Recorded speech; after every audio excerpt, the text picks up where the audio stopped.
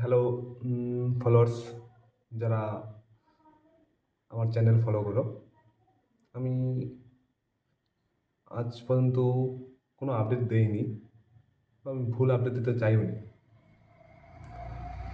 তো অনেকদিন পরে তোমাদের জন্য একটু আপডেট নিয়ে চলে আসলাম। যারা আমার থেকে ছোটো তারা আমাকে দাদা মনে করতে পারো, যারা আমার থেকে বড় হচ্ছে তাদের ছোটো ভাই হিসেবে আমি বলছি। সবার মনে একটা জিজ্ঞাসা চিহ্ন রয়ে যায় যে ডাব্লিউবিপি এক্সাম কবে হবে।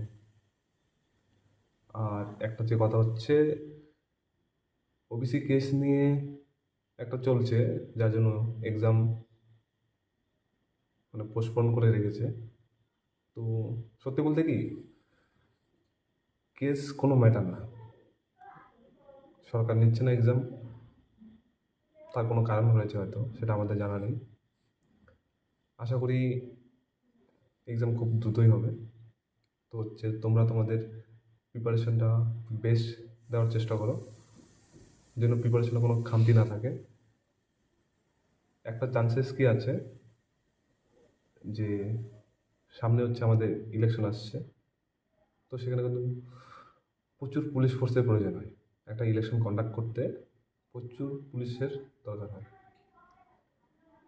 তো আমি সেই দিক থেকে বলতে পারি, যত ডিলে হচ্ছে কিন্তু তোমাদের রিকমেন্ডটা খুব তাড়াতাড়ি কমপ্লিট করবে।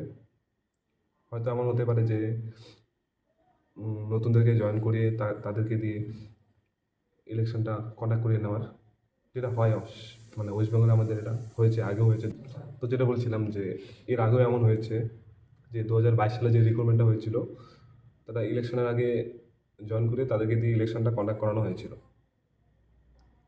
তো আমি সেই দিক থেকে বলতে পারি, এটা এপ্রিল মাস চলছে, তো মে মাস চলে আসলো। হয়তো তোমার